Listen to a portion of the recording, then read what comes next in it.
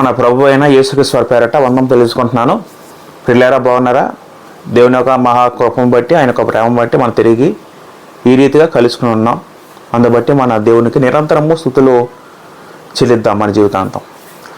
పిల్లారా, మనం ఆల్రెడీ దాని గ్రంథం నేర్చుకుంటున్నాం. దాని గ్రంథంలో భాగంగా ఆల్రెడీ మనం 7వ అధ్యాయం వరకు పూర్తిగా నేర్చుకుని ఉన్నాం.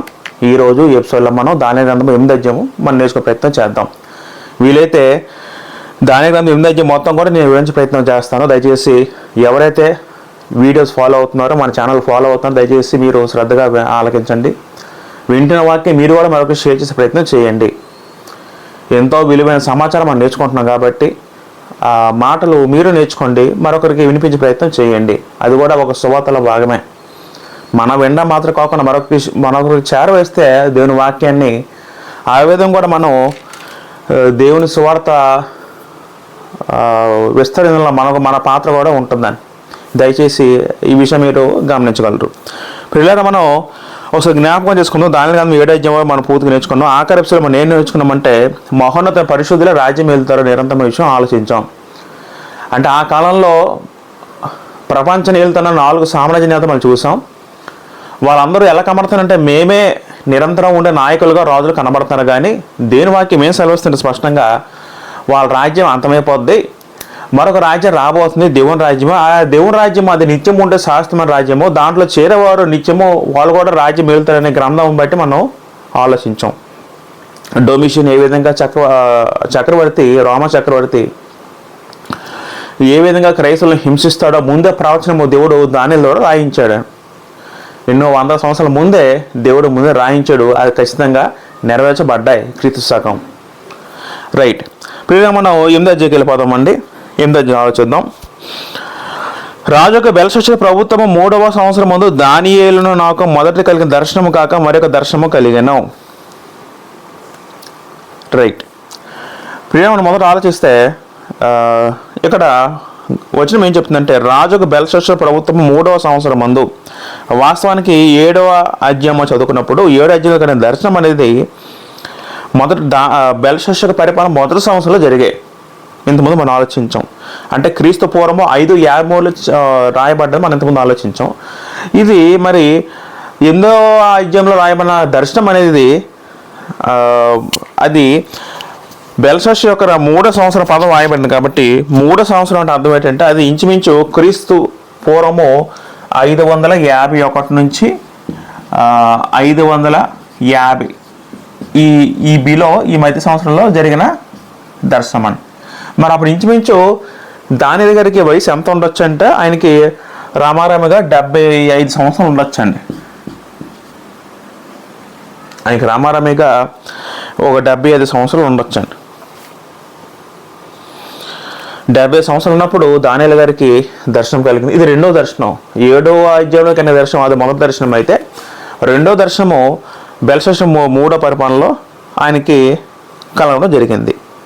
అంటే దర్శనం ఒక ప్రాముఖ్యత మీకు ఆల్రెడీ చెప్పడం జరిగింది. దర్శనం ఎందుకంటే దేవుడు తన యొక్క చిత్తాన్ని బయలుపరచడానికి భక్తులతో తను చూపించే ఒక సాధనమే దర్శనము. అంటే దర్శనంలో ఒక ప్రాముఖ్యత ఉంది, దర్శనంలో ఉద్దేశం ఉంది, దానికి పర్పస్ ఉంది. కాబట్టి దేవుడు భక్తులకు తెలియజేస్తాడు. ప్రతిదీ దర్శనం కాదు, కళలు కన్నా ప్రతిదీ దర్శనం కాదు.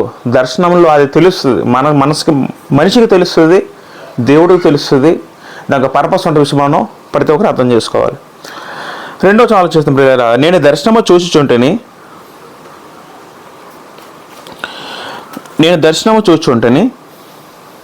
చూచుచున్నప్పుడు నేను ఏలామున ప్రదేశ సంబంధమగు శూషణ పట్టణం నగరంలో ఉండగా దర్శనము నాకు కలిగాను. అయితే దానియేలు గారికి ఇప్పుడు కలిగిన దర్శనము ఎక్కడ కలిగిందని దాని స్పెసిఫిక్గా మెన్షన్ చేయడం జరిగింది ప్లేస్. ఇక్కడ మనం ఆలోచిస్తే ఏలాము ప్రదేశమగు శోషణ పట్టణ నగరంలో అని పదం ఉంటుంది. వాస్తవానికి దానియేలు గారు ఉండేది బబులోను నగరం. ఎందుకంటే అప్పటికి బెల్షస్సరు బబులోను రాజు కాబట్టి బబులోను నగరంలో దానియేలు ఉండేవాడు. అంటే రాజనగరంలోనూ తిని కూడా పనిచేసేవాడు. ఎస్పెషల్లీ ఇక్కడ మన జాగ్రత్త గమనిస్తే, నేను ఏలాము ప్రదేశం ఒక శోషణ పట్టణము. శోషణ పట్టణం అంటే ఎక్కడ ఉంది? ఇది శోషణ పట్టణం ఏమన్నా ఎక్కడ చదువుకున్నామా? శోషణ పట్టణం అనేది బబులో నుంచి 200 మైళ్ళ దూరంలో ఉందండి. 200 మైళ్ళ దూరంలో ఉన్న పట్టణం ఏదంటే శోషణ పట్టణం. వాస్తవానికి పర్షియన్స్ వచ్చిన తర్వాత బబులోన్ తర్వాత మాదే పార్శకులు వచ్చారు కదండి, వాళ్ళు శోషణ పట్టణంలో ఒక పెద్ద కోట కట్టుకొని శోషణలో ఉండేవారు. జాతీయ వాస్తవానికి బబులోన్లో పెద్ద భవనం కొట్టుకుని అక్కడ వాళ్ళకు రాజరికం పరిపాలించేవారు. అయితే మాదీయ పార్శకులు వచ్చిన తర్వాత వాళ్ళు బబులోన్లో కాకుండా పర్షియా సామ్రాజ్యంలో శోషణ అనే ప్రదేశం పెద్ద కోట, శోషణ కోట అంటారు. శోషణ కోట అనేది ఆనాడు పర్షియన్స్ వాళ్ళ యొక్క ఫేమస్ కోట అండి. మనం ఎస్తేర్ గ్రంథం కూడా చదువుకుంటే ఎస్తేర్ గ్రంథము మొదటి రోజుల్లో కూడా ఎస్తేర్ రాని ఎవరైతే ఉంటారో ఆవిడ కూడా నివసించిన ప్రదేశం ఏదంటే శోషణ కోట అండి. మనం ఎస్తేర్ గ్రంథం ఒకసారి ఆలోచిస్తే ఎస్తేర్ గ్రంథము మొదటి రోజు చదువుకుంటే అహస్వేరోషు దినముల్లో జరిగిన చర్యల వివరము 2వ ఆలోచిద్దాం. ఆ కాలం ముందు రాజైన అహస్వేరోషు శోషణ కోటలో నుండి రాజ్య పరిపాలన చేసి ఉండగా పదం ఉంటుందండి. శోషణ కోట అనే పదం మీరు గుర్తుపెట్టుకోండి. అది పర్షియన్స్ యొక్క వాళ్ళ ఒక పరిపాలన జరిగించిన కోట, రైట్.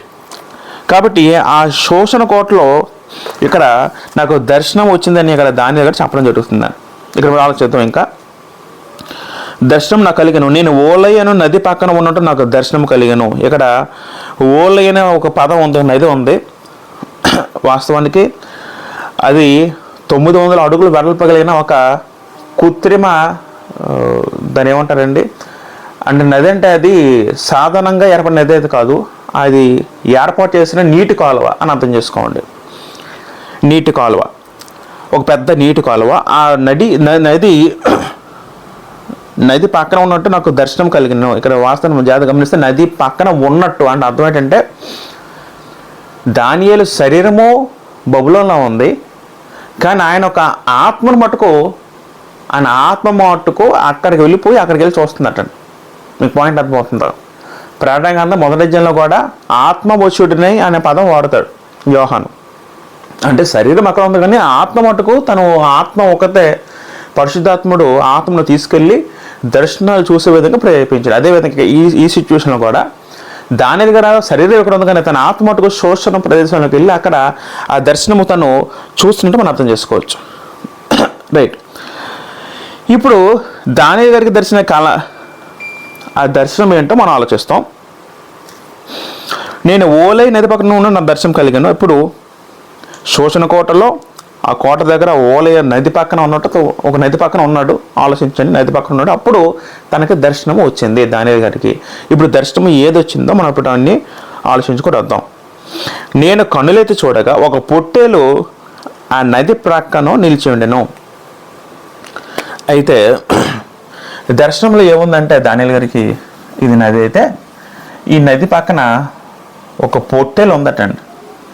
పొట్టేలు నేను బొమ్మ గీయను, ఇది జస్ట్ ఒక పొట్టేలు.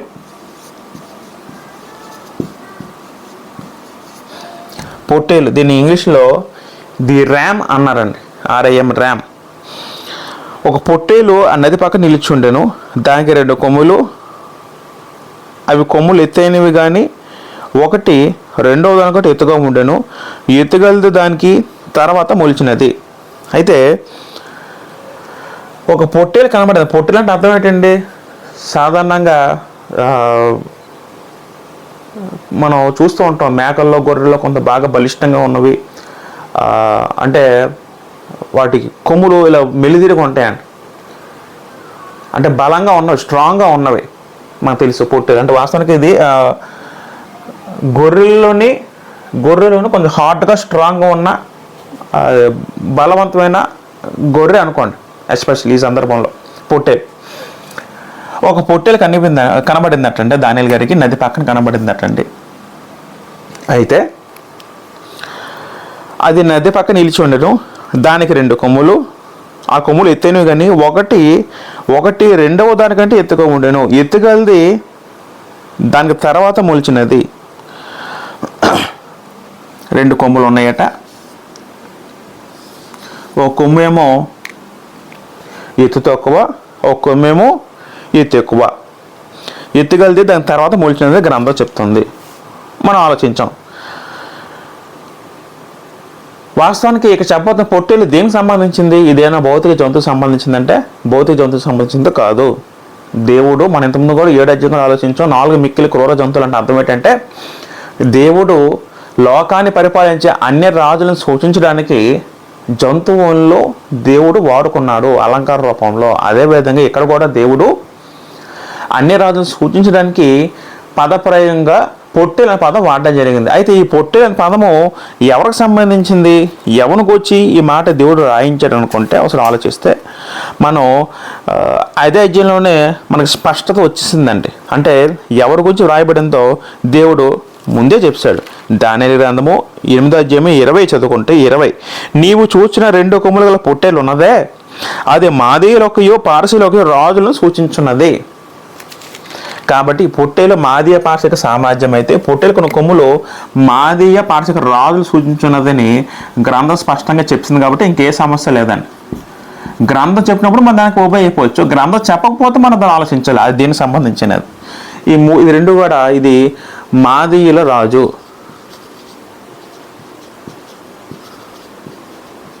ఇది పారసిక రాజు. మనం ఇంతకుముందు కూడా ఆలోచించాం. వీళ్ళిద్దరు రాజులు కూడా 2 రాజ్యాలు ఒక రాజ్యముగా 2 జనాంగాలు ఒక జనాంగంగా వాళ్ళు పనిచేసిన రాజ్యము. ఇక్కడ 2 రాజులు కూడా వీళ్ళిద్దరు బంధువులే. వీళ్ళిద్దరు కూడా వాస్తవానికి వీళ్ళిద్దరు వేరు వేరు అంటే చుట్టాలు అవుతారు. వేరు వేరు రాజ్యాలు కలిసి ఒక రాజ్యంగా కలిసి వాళ్ళు రాజ్య పరిపాలన జరిగిస్తున్నారు. ప్రపంచ మొత్తం లోకనే రాజ్య పరిపాలన జరిగిస్తున్నారు. దీంట్లో పారసిక రాజులేమో వీళ్ళు బలంగా ఉన్నారు. మాదిల కన్నా పారసికులు ఇంకా స్ట్రాంగ్గా ఉన్నారు. మొదట మనం ఆలోచించాం, కోరేషి కాలం నుంచి పారసికులు చాలా వృద్ధి చెందుతూ వచ్చారండి. కోరేషి నుంచి అంటే ఒకటి ఎత్తుగా ఉందంటే అర్థం ఏంటంటే మాదియ వీళ్ళిద్దరిలో పారసిక రాజు బలంగా ఉన్నారని అర్థం చేసుకోవచ్చు. దానియేలు గ్రంథము 7వ అధ్యాయం కూడా చదువుకున్నాం. ఎలుగుబంటిని సూచించినప్పుడు మాదియ పార్శ్వను ఉద్దేశించి ఒక పార్శ్వం ఎత్తుగా ఉన్నట్టు మనం ఆలోచించాం. ఒక పార్శ్వం ఎత్తుగా ఉన్నట్టు అర్థం ఏంటంటే వీళ్ళిద్దరిలో కొంచెం స్ట్రాంగ్గా బలంగా ఉంది ఈ పార్సిక్కులు అని అక్కడ కూడా మనం చెప్పుకోవడం జరిగింది. రైట్. అయితే ఇంకా మనం ఆలోచిస్తే 4వ వచనంలో ఆ పొట్టేలు కొమ్ముతో పశ్చిమముగాను, ఈ పొట్టేలట ఈ కొమ్ముతో ఏం చేస్తుందంటే ఈ కొమ్ముతోని ఇక్కడ రాస్తాం. పశ్చిమం అంటే ఏంటి? పడమర, ఉత్తరం, దక్షిణం, తూర్పు, పడమర. ఇప్పుడు పొట్టేలు ఏం చేస్తుందంటే చూడండి, పశ్చిమముగాను ఉత్తరముగాను దక్షిణముగాను పొడొచ్చున్నట్లు సూచితిని. ఇటు జరగగా దాన్ని ఎదురించుటకైనా అది పట్టకుండా తప్పించుకున్నట్టుగా ఏ జంతువుకైనా శక్తి లేకపోయాను. అది దానికి ఇష్టమైనట్టుగా జరిగించు బలము చూపుచు వచ్చును. ఈ కొమ్ముతో ఇటు పొడుస్తుందట, ఆ కొమ్ముతో ఇటు పొడుస్తుందట, ఆ కొమ్ముతో ఇటు పొడుస్తుందట. అంటే అర్థమేంటి?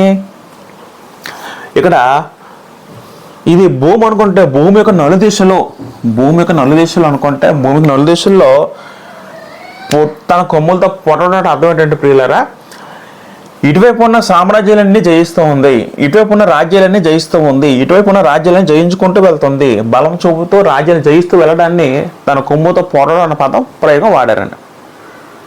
మీకు అర్థమవుతుందా? వాస్తవానికి మరి ఆ కాలంలో అంటే బబులోని తర్వాత వీళ్ళు ప్రపంచ సామ్రాజ్యనేతగా ఎదిగారు కాబట్టి వీళ్ళు కూడా అన్ని రాజ్యాలు జయిస్తూ వెళ్తున్నారు. వాస్తవానికి ఉత్తరం వైపు మనం చదువుకుంటే ప్రధానంగా అర్మేనియా ప్రాంతము ఆ కాలంలో ఉన్న దేశాలు కొంచెం ప్రపంచంలో ఉన్న కొంచెం ప్రాముఖ్యమైన బలమైన దేశాలు. తర్వాత పశ్చిమం వైపేమో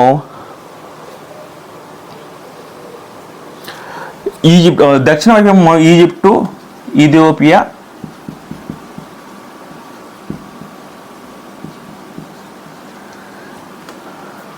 పశ్చిమం వైపేమో పడమర వైపేమో బబులోను, సిరియా. సిరి, ఇవన్నీ కూడా ఇంకా ఉన్నాయి, చాలా దేశాలు ఉన్నాయి. మనం మీకు దీంట్లో ఇంపార్టెంట్ రాశాను. మనం ఇంతకుముందు కూడా ఆలోచించాం. 7వ అధ్యాయం చదువుకుంటే 3 ప్రకటముకలు పట్టుకుని ఉందని ఆలోచించాం. ఎలుగుబంటి, ఆ 3 ప్రకటములు అనేది 3 రాజ్యాలు సూచించిందని ఆలోచించాం. 3 రాజ్యాలు సూచించి ఆల్రెడీ ఆలోచించాం. అంటే అది ప్రధానమైన రాజ్యాలు. ఆ 3 రాజ్యాలు కూడా 3 దిక్కులను ప్రధాన రాజ్యాలు అని అర్థం చేసుకోవచ్చు. అయితే మరి తూర్పు వైపు కనబడలేదు కదండి. ఇది మనం జాగ్రత్త ఆలోచిస్తే తూర్పు వైపు మట్టుకు ఉత్తరం వైపు పొడుస్తుంది, దక్షిణం పొడుస్తుంది, పడమర పొడుస్తుంది, తూర్పు వైపు పొరట్లేదు. అంటే అర్థం ఏంటంటే ఇక్కడ ఏదో బలమైన సామ్రాజ్యం లెగుస్తుందేమో అలాగ అర్థం చేసుకోవద్దు. కానీ వాస్తవానికి వీళ్ళు వచ్చింది మాదీయ పార్శ్వకు వచ్చింది తూర్పు వైపు నుండి వచ్చారండి. తూర్పు వైపు నుండే వచ్చారు. మనం గ్రంథంగా చదువుకుంటే ఉదాహరణకి ఫర్ ఎగ్జాంపుల్ యెషయా గ్రంథము 46 అధ్యాయం 11 చదువుకుంటే అక్కడ 46:11 తూర్పు నుండి క్రూరపక్షి రప్పించున్న పదం ఉంటుందని. అంటే ప్రవచనం ద్వారా దేవుడు ఏం పలికించాడు, తూర్పు నుంచి అంటే ఇటువైపు నుంచి క్రూరపక్షిని రప్పించున్నాడు. క్రూరపక్షి అంటే ఎవరంటే ఇక్కడ చెప్పిన మాట వీళ్ళు ఉద్దేశించే మాదీయ పార్శికులు. అంటే వీళ్ళు తూర్పు నుండి వచ్చారని. వాస్తవానికి కేవలము తూర్పు వైపు కూడా వీళ్ళు ప్రాబల్యం ఉందని. తూర్పు ఎవరు ఉన్నారు? తూర్పు వైపు అంటే బహుశా మన ఇండియా ఉంది. మరి ఇండియా తూర్పు వైపు ఉంది కదండి. ఇప్పుడు ఇవన్నీ కలిగి ఉన్నట్టు మనకి స్పష్టంగా వచ్చిన అక్కడ ఉంటుందండి. ఎస్తేరు గ్రంథము 1వ అధ్యాయం 1వ వచనంలో ఉంటుందండి. అక్కడ ఏముంటుందంటే మనం చదువుకుని ఇంతకుముందు కూడా మొత్తం ఎస్తేరు గ్రంథము ఒకసారి మనం 1వ అధ్యాయం 1వ వచనం చదువుకుంటే వాళ్ళు పార్శ్వ ఒక సామ్రాజ్యం ఎక్కడి నుంచి ఎంతవరకు విస్తరించిందో గ్రంథం స్పష్టంగా సెలవిచ్చింది. అహర్వష దునిముల్లో జరిగిన చర్యలు వివరము 1వ వచనము. హిందూ దేశం నుండి కూషు దేశం వరకు 120 సంవత్సరాలు అహస్వేరోషు ఏలెను. హిందూ దేశం అంటే భారతదేశం మొదలుకొని అంటే ప్రతి వరకు కూడా వాళ్ళకు ప్రాబల్యం ఉంది అని డైరెక్ట్గా ఎస్తేరు గ్రంథంలో స్పష్టంగా ఉంది. కాబట్టి ఇది వాళ్ళకు సంపాదించిన సామ్రాజ్య వాళ్ళు జయించిన ఆ దేశ వివరాలని దేవుడు ఇలా చెప్పడం జరిగింది. ఇంకా ఆలోచిద్దాం. ఇలా జరుగుతుంటే దాన్ని ఎదిరించటకైనాను అది పట్టకుండా తప్పించుకుంటే ఏ జంతువు కూడా శక్తి లేకపోయాను. ఇది ఈ దేశం యుద్ధం కలిసినప్పుడు ఇంకేది కూడా దీన్ని ఆపలేకపోతుంది. అంటే మరొక రాజ్యం దీన్ని జయించలేకపోతుంది. దాని యొక్క బలాన్ని, దాని శక్తిని అడ్డుకోలేకపోతుంది. 5వ వచనం, నేను సంగతి ఆలోచించుండగా ఒక మేకపోతు పడమట నుండి వచ్చి కాలు నేల మోపకుండా భూమి అంతటా పరుగులెత్తను. అయితే ఇది జరుగుతుంది కదండి. ఇప్పుడు పడమట నుండి ఒక మేకపోతు వచ్చిందటండి.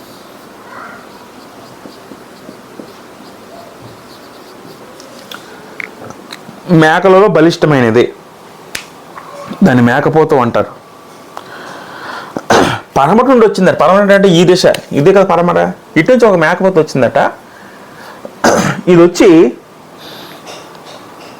కాలు నేల మోపకుండా భూమి అంతా పరుగులెత్తను. కాలు నేల మోపకున్నట్టండి భూమి అంతా పరిగెత్తిందటండి. ఇది భూమి అనుకుంటే భూమి అంతా కూడా పరిగెత్తినట్టండి. అంటే అర్థం ఏంటి? ఈ మేకపోతు నేను నది పక్క నుంచి చూసిన 2 కొమ్ముల గల పొట్టెల సమీపంలోకి వచ్చి భయంకరమైన కోపంతోనూ బలంతోనూ దాని మీదకి ఢీకొనుచో వచ్చెను. అయితే దీనికి పేరలాలుగా ఇక్కడేమో గొర్రెపోతు పొట్టేలు కనబడింది. దానికి పేరలాలుగా మరొక జంతువు వచ్చింది. అది మేకపోతు అన్నారండి. ఈ మేకపోతట పశ్చిమ నుంచి వచ్చింది. ఇది భూమి అంతా కాలు నేల పక్కన భూమి అంతా తిరుగుతున్నట్టు. అంటే అర్థం ఏంటి? దీన్ని ఎగ్నిస్ట్గా దీనికి విరోధంగా మరొక సామ్రాజ్యం లెగుస్తుంది. దేవుడు దాన్ని మేకపోతతో పోల్చాడు. మరి ఆ మేకపోత అంటే అర్థం ఏంటి?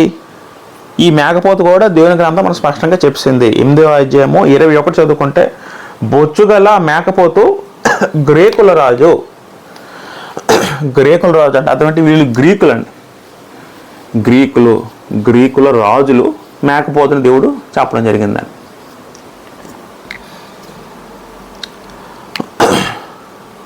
భూమి అంతా పరిగెట్టడం అర్థం ఏంటంటే మొత్తం భూమి అంతా చాలా అంటే చరిత్రలో చదువుకుంటే అతి తక్కువ సంవత్సరంలో అతి తక్కువ కాలంలో భూమి అంతటా విస్తరించి భూమి అంతని సంపాదించుకున్న గొప్ప రాజ్యంగా గ్రీకుల వారు ప్రాముఖ్యత పొందారు. ఇక మనం చదువుకుంటే 8వ అధ్యాయము 21లోని దాని రెండు కన్నుల మధ్యన ఉన్న ఒక పెద్ద కొమ్ము వారి మొదటి రాజును సూచించున్నది.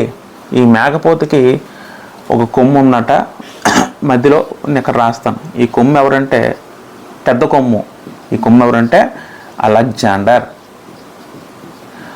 అలెగ్జాండర్ పేరుని దేవుడు డైరెక్ట్గా రాయించకపోయినా సరే ఒక పెద్ద కొమ్ముతో పోల్చారండి. నిజమే, మనం ఇంతకుముందు కూడా ఆలోచించాం. వాస్తవానికి పశ్చిమ వైపు ఇక్కడ యూరోప్ ఖండం నుంచి గ్రీసు దేశంలో మాసిదోనియా ప్రాంతం నుంచి అలెగ్జాండర్ వచ్చాడండి. అలెగ్జాండర్ తండ్రి పేరు ఫిలిప్పు. పర్షియన్స్ వాళ్ళు ఏం చేశారంటే, పర్షియన్స్ సామ్రాజ్యం విస్తరిస్తున్నప్పుడు వాళ్ళు పరిపాలించిన అనేకమైన రాజ్యాలు సంపాదించుకుంటూ వెళ్ళిపోతున్నప్పుడు ఆకారాజు దర్యావేసి దగ్గరికి వచ్చినప్పుడు వాళ్ళు కొంచెం బలహీనమైంది పర్షియా సామ్రాజ్యం. ఆ టైంలో వీళ్ళు ఎప్పుడూ చెందుతున్నారు. అలెగ్జాండర్ తండ్రి ఫిలిప్ చనిపోయిన తర్వాత అలెగ్జాండర్ జన్మించడం జరిగింది. అలెగ్జాండర్ మనకి క్రీస్తు పూర్వం 356లో ఆయన జన్మించాడు మాసిదోనియాలో, యూరోప్లోని. క్రీస్తు పూర్వం 336 సంవత్సరంలో అరిస్టాటిల్, ఒక గొప్ప శాస్త్రవేత్త తత్వవేత్త అరిస్టాటిల్ దగ్గర విద్య నేర్చుకున్నాడు. తర్వాత తన 20 ఏళ్ళ వయసులోనే యుద్ధాలు చేయడం స్టార్ట్ చేశాడండి అలెగ్జాండర్. అలెగ్జాండర్ అంటే ఒక మామూలు రాజు కాదు, చాలా భయంకరమైన చురుకైన తెలివైన రాజు అండి. యువకుడు, నిజంగా 20 సంవత్సరాలు పెద్ద వయసు కూడా కాదండి. ఆ టైంలోనే గొప్ప రాజకీయ కాంక్షతో, గొప్ప అంటే మొత్తం లోకమంతా సంపాదించాలి కాంక్షతో మొత్తం తనకున్న సైనిక బలగాలు ఇంచుమించు ఒక 40,000 సైన్యం ఉందటండి. 30,000 మంది అశ్వదళాలు, ఒక 10,000 మంది అశ్వదళాలు, 30,000 మంది ఆయుధ పట్టుకున్న సైన్యంతో తను ఏ దేశం ఆ దేశం వెళ్ళి రాజ్యాన్ని జయించాడండి. సముద్రం ద్వారా వెళ్ళేవాడు.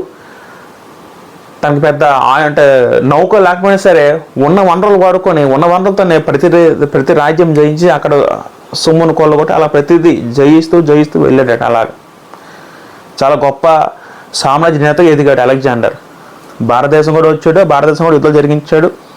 పురుషోత్తమ రాజు యుద్ధం జరిగించాడు, అతను కూడా ఓడించాడు.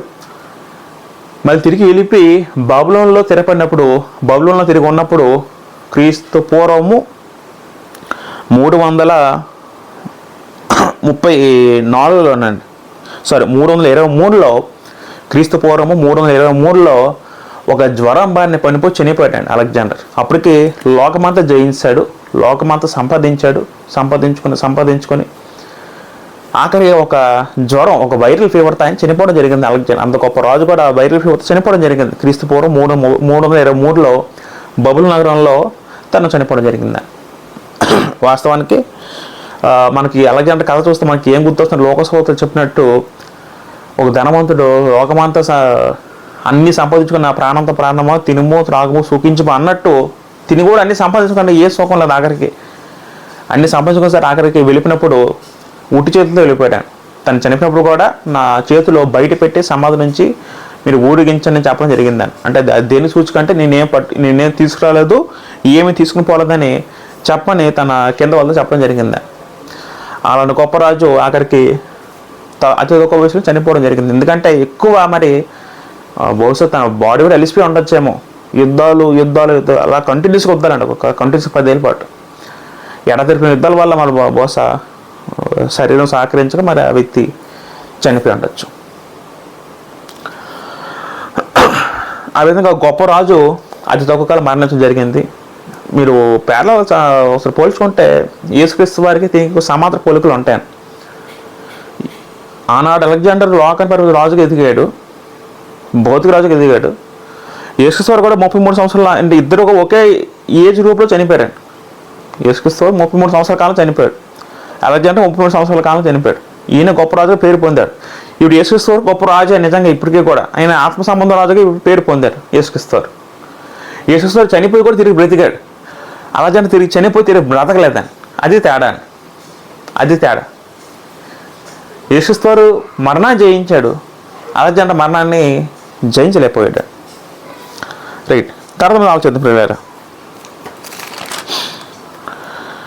అయితే ఆ మేకపోతే నేను నది పక్కన చూసే 2 కొమ్ములు పొట్టెల సమీపంలోకి వచ్చి భయంకర కోపముతోనూ బలంతో దిగుని వచ్చాను. 6వ వచనం 7వ వచనం. నేను చూడగా ఆ మేకపోతే పొట్టెలను కలుసుకొని మిక్కిలి రౌద్రము గలదే దాని మీదకి వచ్చి ఆ పొట్టెలను గెలిచిన దాని కొమ్ములను పగలగొట్టను. ఈ పొట్టెలు వచ్చి ఈ 2 కొమ్ములు కూడా పగలగొట్టింది. అర్థం ఏంటి? పగలగొట్టడం అంటే అర్థం ఏంటంటే వీళ్ళని జయించింది. వీళ్ళు జయించిన తర్వాత ఈ రాజ్యము మాధ్యపార్షికుల రాజ్యము గ్రీకుల రాజ్యం అయ్యిందండి. ఆ పొట్టేలు ఎదిరిపల్లిపోయింది. ఆ మేకపోతు దాన్ని నేల పడవేసి త్రొక్కుచుండెను. దాని బలమును అణిచి ఆ పొట్టేలు తప్పించుట ఎవరి చేతను కాకపోయాను. మనం చదువుకున్నాం మొదటగా చరిత్రలో 330 క్రీస్తుపూర్వం 330 ఆ సంవత్సర కాలంలో పర్షియన్స్కి వీళ్ళకి పెద్ద యుద్ధం జరిగింది. ఆ యుద్ధంలో వీళ్ళు యుద్ధం దర్యావేషం మీద వీళ్ళు యుద్ధం జయించారండి అలెగ్జాండర్. అప్పటి నుంచి కూడా 330 నుంచి వీళ్ళ యొక్క సామ్రాజ్యం రాజ్య పరిపాలన స్టార్ట్ అయింది చరిత్రలో కూడా. కాబట్టి ఈ మేకపోతే పొట్టేల్ని ఎదిసినప్పుడు ఎవరు కూడా దాన్ని ఆపలేకపోయారంటే అర్థం ఏంటంటే అంత బలంగా స్ట్రాంగ్గా దీని యొక్క బలం ఉందని అర్థం చేసుకోవచ్చు. 8 ఆ మేకపోతే అధిక బలం చూపించ వచ్చును. అది బహుగా పుష్టి ఉందిగా దాని పెద్ద కొమ్ము విరిగిన దానికి బదులుగా 4 ప్రసిద్ధమైన కొమ్మలు ఆకాశపు నలుదిక్కులకు 4 పెరిగాను. అయితే అది బాగా పుష్టి ఉంది, బాగా ఎదుగుతుంది. ఈ టైంలో ఏమైందంటే ఆ పెద్ద కొమ్ము విరిగిందటండి. ఆ పెద్ద కొమ్ము ఏంటో ఆలోచించాం. పెద్ద కొమ్ము ఏంటంటే అలెగ్జాండర్ చనిపోయాడు. విరిగిందంటే చనిపోయాడు. చనిపోయిన తర్వాత ఏమైందంటే దాని బదులు 4 ప్రసిద్ధమైన కొమ్ములు ఆకాశ నలుదిక్కులు పెరిగాను. 4 కొమ్ములు అంటే అర్థం ఏంటంటే వాస్తవానికి అలెగ్జాండర్ చనిపోయాడు. చనిపోయిన తర్వాత అలెగ్జాండర్ కొడుకు రాజు అవ్వాలి. అలెగ్జాండర్ ఉన్నప్పుడు ఎంత బీభత్సంగా ఎంత స్ట్రాంగ్గా ఉండేదో ఎప్పుడైతే రాజు చనిపోయిన వెంటనే ఇంకా ఆంధ్రదేశం స్టార్ట్ అయ్యిందని వాళ్ళ పిల్లల్ని కూడా చంపిస్తారు. అలెగ్జాండర్ పిల్లల్ని చంపిస్తారు. అది ఒక చిన్నపిల్లల వయసులోనే చంపిన తర్వాత అక్కడ మనకి చరిత్రలు చదువుకుంటే అలెగ్జాండర్ చనిపోయిన తర్వాత పిల్లల మొత్తం 5 అలెగ్జాండర్ కింద ఉన్న సైన్యాధిపతులే వాళ్ళే రాజులు అయ్యారండి. మొదట 5 ఉండేవారు. ఈ 5 భాగాలు అయితే 5లోనేమో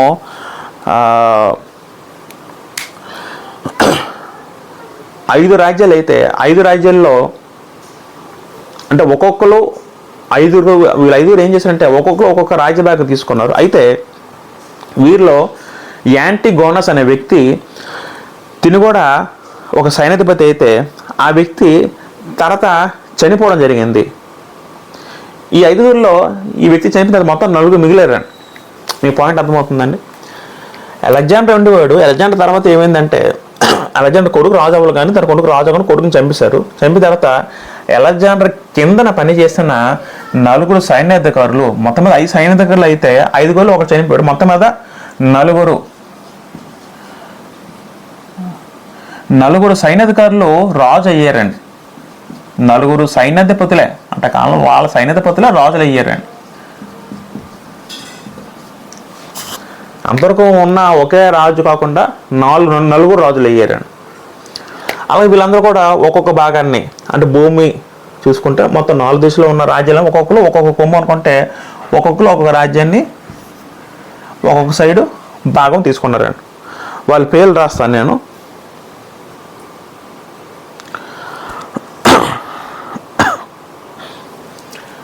ఈజిప్టు, పాలస్తీనా,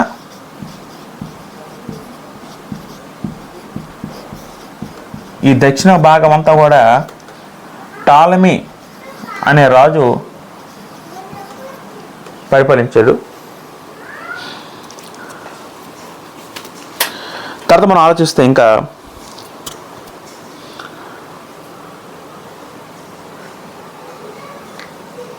సెల్యూకస్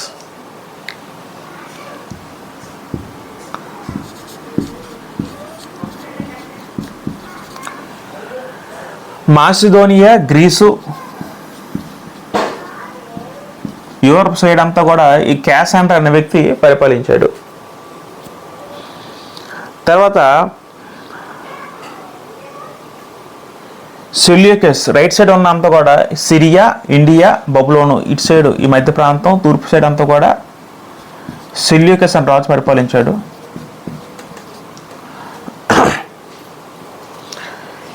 ఈ పైన ప్రాంతం అంతా కూడా బితూనియా, మిగతా ఉత్తర సైడ్ అంతా కూడా బితూనియా, ఈ ప్రాంతాలన్నీ కూడా లైసిమాకస్ అనే రాజు పరిపాలించాడు. లైసిమాకస్ ఇది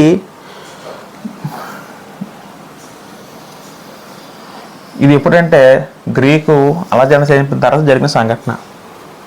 ఇది భూమి అనుకుంటే భూమి నలుదిశలు అనుకుంటే ఒక్కొక్క కొమ్ము, ఈయనేమో ఇటు సైడ్, ఈయనేమో ఇటువైపు,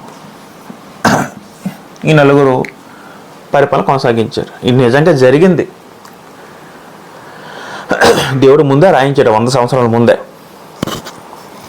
అయితే వీళ్ళిద్దరిలో ఈ టాలెమీ అనే వ్యక్తి, సెల్యూకస్ అనే వ్యక్తి చాలా, ఈ నలుగురిలో కొంచెం బలంగా ఉన్న ఇద్దరు రాజులు వీళ్ళిద్దరితో కంపేర్ చేసుకుంటే. 9వ వచనంలో ఈ కొమ్ములలో ఒక దాని నుండి ఒక చిన్న కొమ్ము మొలిచెను, అది దక్షిణముగాను తూర్పుగాను ఆనంద దేశపు దిక్కుగాను అత్యధికముగా బలిసెను. అయితే 9వ వచనంలో గ్రంథం ఏం చెప్తుందంటే ఈ కొమ్ములలో ఒక కొమ్ము, ఈ కొమ్ముల ఒక దాని నుండి ఒక చిన్న కొమ్ము మొలిచెను, ఆ కొమ్మట దక్షిణము తూర్పు ఆనంద దేశపు దిక్కుగాను అత్యధికంగా బలిసెను. ఒక కొమ్ము, చిన్న కొమ్ము మొలిచిందట. అంటే మరొక రాజు, కొమ్ము అంటే రాజు, శక్తి, రాజుని అర్థం చేసుకున్నాం. ఈ కొమ్ము ఎక్కడి నుంచి అంటే టాలెమీ వంశస్థం నుండి వచ్చిన కొమ్ము అట. ఒక రాజు వచ్చాడు. ఈ రాజు అట చాలా అభివృద్ధి చెందుతాడు. ఇటువైపు అంటే దక్షిణం వైపు అంటే ఇటువైపు,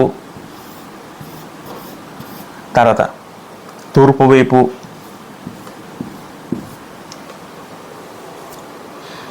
తర్వాత ఆనంద దేశపు దిక్కు. ఆనంద దేశం అని అర్థం అయిపోలేదా? ఇక్కడ ఆనంద దేశం పదం ఉందండి. ఆనంద దేశం పదం అది దేనికి సంబంధించిందంటే నేను ఇక్కడ రాస్తాను. ఆనంద దేశం అంటే యెరూషలేం అండి, కనాన దేశం. అది అంటే అప్పుడు యూదులు ఉన్న కనాన దేశం. కనాన్ అన్న పాలిస్తాన్ ఒకటే. కనాన్ అప్పుడు అంటే యూదులు ఇశ్రాయేల్ నివసించిన ప్రాంతాన్ని ఆనాడు కనాను దేశం అంటే, ఆ కనాన్ దేశాన్ని దేవుడు ఆనంద దేశం వెళ్ళడం జరిగిందండి. మీరు ఎలా చెప్పగలరంటే దేవుడు కొన్ని మాటలు యెరూషలేము గురించి రాయించినప్పుడు ఆ దేశం వాళ్ళకు ఇశ్రాయేల్ నివసించిన దేశం గురించి రాయించినప్పుడు ఈ పదప్రయోగం దేవుడు వాడాడు. కీర్తన 106:24 చదువుకుంటే, కీర్తన 106:24 ఒకసారి ఆలోచిద్దాం. వారు రమ్యమైన దేశం నిరాకరించిన పదం ఉంటుందండి అక్కడ. రమ్యమైన దేశం అనే పదము వారు దేవుడు కనాను దేశం అని చెప్తున్న మాట ఇక్కడ సందర్భంతో ఆలోచిస్తే. దానియేలు గ్రంథము 11:41 ఇదే పదప్రయోగం ఉంటుంది. దానియేలు గ్రంథము 11:41 చదువుకుంటే, అతడు ఆనంద దేశం ప్రవేశించడం అనేది అనేకులు కూలుదర పదం ఉంటుందండి. అంటే సందర్భాంతం చదువుకోం, మీకు వీలైతే ఇంటికి చదువు ఇంకా స్టడీ చేయండి. అది స్టడీ చేస్తే అది యెరూషలేము ఉన్న ప్రాంతం అంటే కనాను దేశం అని మనకి అర్థమవుతుంది. అంటే ఒక రాజు పుడతారట. ఈ రాజు ఈ సైడ్ అంతా బాగా విస్తరిస్తారట. అంటే అర్థమైతే వాసనకి ఇక్కడ సెల్యూకస్ వాళ్ళు ఉన్నారు కదా, అంటే వీడిని కూడా డామినేట్ చేసి వీడిని కూడా ఓడించి ఈ టాలెమీ నుంచి వచ్చిన ఒక రాజు ఎలాగా అభివృద్ధి చెందుతారట ఈ ప్రాంతం అంతా. వీళ్ళు కూడా డామినేట్ చేస్తారట. ఈ తర్వాత మనం దానియేలు గ్రంథంలో నేర్చుకోవాల్సిన మరొక క్రూరమైన రాజు, ఇప్పుడు రాజు గురించి చర్చించుకుంటాం. ఈ రాజు గురించి, ఈ రాజు ఎవరో ఏంటో మనం ఆలోచిస్తాం. వాస్తవానికి ఇంతకుముందు మనం డొమిషన్ గురించి ఆలోచించాం. డొమిషన్ ఆడెంత క్రూరుడో దేవుడు ఏ విధంగా రాయించి ఆలోచించాం. అదేవిధంగా అంత క్రూరత కలిగిన మరొక రాజు కూడా ఉన్నాడు. ఆ రాజు గురించి మనం ఆలోచిస్తాం.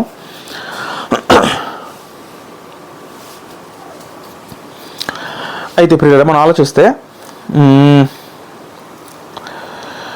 ఆకాశ సైన్యము అంటున్నంతగా పెరిగి నక్షత్రములు కొన్నిటి పడవేసి కాళ్ళ కింద అనగ దొరుకుచుండెను. అంటే అర్థం ఏంటి? ఆ కుమ్మట ఆకాశ సైన్యం అంతా పెరిగి నక్షత్రంలో కొన్ని పడవేసి కాళ్ళ కింద తొక్కుచుండెను. అంటే అర్థం ఏంటి పిల్లలు? ఇక మనం ఆలోచిస్తే నక్షత్రము ఆకాశ సైన్యం అంతా, అంటే ఈ వ్యక్తి ఎలా ఎదుగుతున్నాడు, ఎదిగిన తర్వాత ఎంతలో ఎదిగారంటే ఎదిగి నక్షత్రములను పడవేసి కాళ్ళకి తొక్కుతున్నట్టు. అర్థం ఏంటంటే నక్షత్రములు అంటే ఎస్పెషల్లీ ఇది భౌతిక నక్షత్రం గురించి చెప్దామని మాట అయితే కాదు. ఎందుకంటే అసలు నక్షత్రాలు చాలా పెద్దవి దూరంలో ఉంటే అసలు మనిషి అనుకోలేడు. అంటే ఇక్కడ చెప్తున్న మాట అది భౌతిక అలంకార భాష కాబట్టి భౌతిక నక్షత్రాలు కాదు. మరి ఇక్కడ చెప్తున్న నక్షత్రం దేని గురించి అంటే ఇక్కడ నక్షత్రం అంటే అర్థం ఏంటంటే అది దేవుని ప్రజలను అర్థం చేసుకోవాలండి. నక్షత్రం అంటే దేవుని ప్రజలను సూచిస్తుంది. మీరు దానియేలు గ్రంథంలోనే ఒక మాట ఆలోచిస్తే, దానియేలు గ్రంథము 12వ అధ్యాయము 3 చదువుకుంటే, బుద్ధిమంతులైతే ఆకాశ మండలం జ్యోతులను పోలిన వారే ప్రకాశించిన పదం ఉంటుందని. ఇక్కడ బుద్ధిమంతులని ఎలా పోల్చాడు? ఆకాశ మండలంలో ఆకాశంలోని జ్యోతులను నక్షత్రాలతో పోల్చారు. ఇక్కడ కూడా ఇదే విధంగా ఇక్కడ నక్షత్రం అంటే ఇది భౌతిక నక్షత్రం కాదు, కానీ వీరందరూ కూడా దేవుని ప్రజలు. దేవుని ప్రజలు అంటే ఆయన యూదులు. ఆ కాలంలో దేవుని ప్రజలు ఎవరు? యూదులు కదండి, ఇశ్రాయేలు కదండి, యూదులు.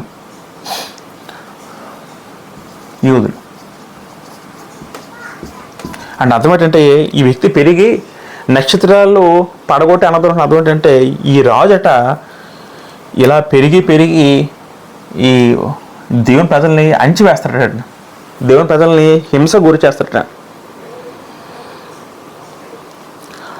ఎవరి రాజు? 11వ వచనంలో, ఆ సైన్యం యొక్క అధిపతికి విరోధంగా తాను హెచ్చించుకొని అనుదిన బల్య అర్పణము నిలిపివేసి ఆయన ఆలయంను పడద్రోసెను. ఆ సైన్యం యొక్క అధిపతి జాగ్రత్త గమనించండి. మొదటి వచనంలో ఆకాశ సైన్యం అని పదం వాడాడు, నక్షత్రాలు వాడాడు. నక్షత్రం అంటే దేవుని ప్రజలను అర్థం చేసుకోవచ్చు. కింద వచనంలో ఆ సైన్యం యొక్క అధిపతి అంటే అర్థం ఏంటంటే ఆ సైన్యం యొక్క అధిపతి ఎవరై ఉంటారు? దేవుడు. అర్థం చేసుకోండి. అంటే దేవుడికి వాడమని మరొక పదం సైన్యం యొక్క అధిపతి. అది మీరు అండర్లైన్ చేసుకోండి. అధిపతికి విరోధముగా తను తాను హెచ్చించుకొని, అధిపతికి విరోధంగా తను తాను హెచ్చించుకున్నాడటండి. మళ్ళీ గర్వం రాజుకున్న ప్రధాన లక్ష్యము దేవునికి అతి నీచముల లక్షణం ఏంటంటే దేవుని దృష్టికి గర్వము. అదేంటంటే రాజులు ఎవరు పెరిగినా సరే గర్వం ఆటోమేటిక్గా వచ్చేస్తాను. నెబూకద్నెజరు అలగపోయాడు గర్వంతో, బెల్షస్సరు అలాగే నాశనం అయిపోయాడు. తర్వాత వచ్చిన మరొక రాజు తను కూడా గర్వించి హెచ్చించుకోవడం అర్థం ఏంటంటే దేవుని కానీ హెచ్చించుకోవడం అది గర్వం సూచిక. ఆ గర్వపు ఆ స్వభావం అనేది సాతాను సంబంధించింది. సాతాను వాడొక లక్షణమే గర్వం అండి. ఆ లక్ష్యాన్ని చేతపుచ్చుకొని తను ఆ రాజు ఆ సైన్యం యొక్క అధిపతికి విరోధముగా తను హెచ్చించుకొని అనుదిన బల్య అర్పణను నిలిపివేసి ఆయన ఆలయంను పడద్రోసెను. దేవుని ఆలయాన్ని పడగొట్టాడు. దేవుని ఆలయంలో జరిగిన బలి అర్పణ రోజు నిలిపివేశాడు. ఎవరండి అంత గొప్ప భయంకర రాజు? డొమిషియనే చదువుకున్నాం, కానీ డొమిషియన్ లాగా ఉన్న మరొక రాజు ఉన్నాడండి. డొమిషియన్ ముందు పనిచేశాడు. ఎవరి రాజు? 12 అతిక్రమం జరిగినందున అనుదిన బలి నిలుపు చేటకే ఒక సేన అతనికి ఇవ్వబడెను. అతడు సత్యమును వ్యర్థపరిచి ఇష్టానుసారంగా జరిగించుచు అభివృద్ధి నొందెను. వాస్తవానికి డొమిషియన్ ఇబ్బంది పెట్టింది క్రైస్తవులు ఉద్దేశించి. క్రైస్తవుల కాలంకి వచ్చేసరికి ఇంకా అప్పటికి ధర్మశాస్త్ర పద్ధతులు లేవు. ఎందుకంటే అయిపోయింది. ఎందుకంటే కొత్త అడుగుపెట్టాం కాబట్టి ఇంకా భౌతిక ఆలయం లేదు, భౌతిక బలులు లేవు, ఏమీ లేవు. కానీ పాత నిబంధనలో ధర్మశాస్త్రం ఉన్న కాలంలో దేవుని ఆలయంలో ఒక వ్యక్తి అన్ని రాజు దూరడం అంటే ఇక్కడ వాస్తవంగా ఆలోచిస్తే బబులోను రాజు కూడా చెరలో తీసుకెళ్ళినప్పుడు యోధ దగ్గరికి వచ్చి యెరూషలేము పాడు చేస్తాడు, మందిరం పడగొట్టాడు. అక్కడ దేవుని చిత్తం ఉంది. అక్కడ దేవుడు అనుమతించాడు కాబట్టి రాజు వచ్చాడు, బబులోను రాజు యెరూషలేములోకి. లేకపోతే ఏ వ్యక్తి అయినా సరే దేవుని పరిశుద్ధ స్థలం యెరూషలేముకి వచ్చి ఆయన మందిరం మీద చేయగలడా? అసలు ఆ మందిరం అడుగు పెట్టగలడా? యెరూషలేము మందిరం అంటే అది దేవుని నివసించే స్థానం అండి, దేవుని మహిమగల స్థానం అండి. ఆవిడ స్థానాన్ని ఏ వ్యక్తి అయినా చేయగలడా దేవుడు అనుమతి లేకపోతే? అక్కడ దేవుడు అనుమతించాడు కాబట్టి బబులోను రాజు వచ్చి అక్కడ అవన్నీ చెరగొనుకుపోయాడు. ఈ మాట మన దానియ గ్రంథంలో కూడా చదువుకున్నాం, మొదటి అధ్యాయంలో మనం చదువుకున్నాం. ఒకసారి మనం ఆలోచిస్తే దానియ గ్రంథం మొదటి అధ్యాయంలో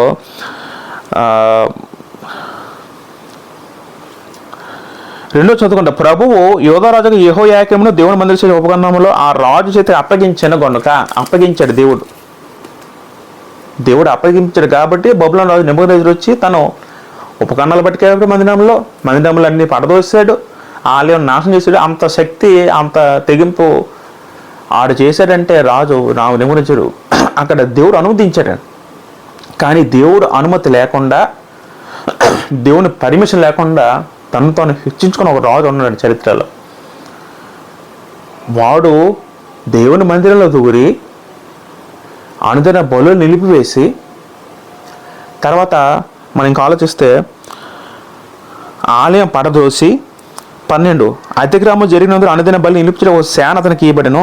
అతడు సత్యమును వ్యర్థపరిచి, సత్యం అంటే ఎస్పెషల్లీ మన మాట సత్యం అంటే ధర్మశాస్త్రం కూడా ఆ వ్యక్తి చింపేసి నలిపేసి ఇష్టానుసారంగా ఇచ్చేసి ఇష్టానుసారంగా జరిగించు, ఇష్టానుసారంగా పాపం గుర్తుపెట్టుకుని ఇష్టానుసారంగా తన ఇష్టం చొప్పున, తనకు కోరిక చొప్పున, తనకు మనసు చొప్పున ఇష్టానుసారంగా జరిగించు అభివృద్ధి నొందెను. నిజంగా ఒక వ్యక్తి దేవునితో పెట్టుకున్నాడంటే అది ఎంత ఘోరమైన సిచ్యువేషన్ అర్థం చేసుకోండి. ఇంకా వాటికి పుట్టగతులు ఉండవాడు. ఒక మనిషి వ్యాజ్యమాడచ్చు, ఒక మనిషి తనకన్నా కొంచెం బలవంతో వ్యాజ్యమాడచ్చు. తన మనిషితోనే, తన సాటి అయిన మనిషితో వాడు ఎంత గొప్ప అధికారి అయినా బలవంతుడైనా వాళ్ళతో సాటి అయిన మనిషితో ఏదైనా చేయొచ్చు. కానీ మనిషి దేవునితో పోరు పెట్టుకొనలేడు.